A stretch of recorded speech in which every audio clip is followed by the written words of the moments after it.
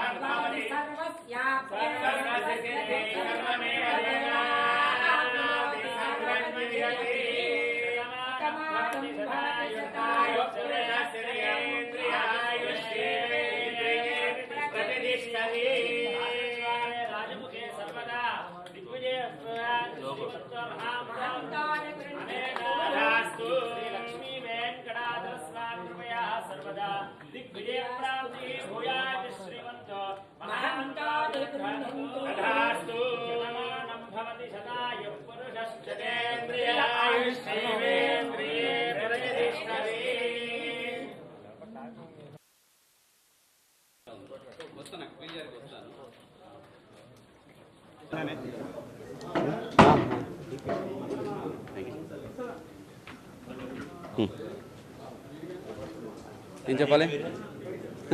DPRO ఏం చెప్పాలి?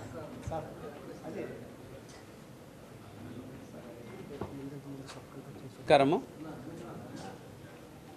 ఈరోజు ఎంతో ఇంపార్టెంట్ జిల్లా అయిన ఎన్టీఆర్ జిల్లాకి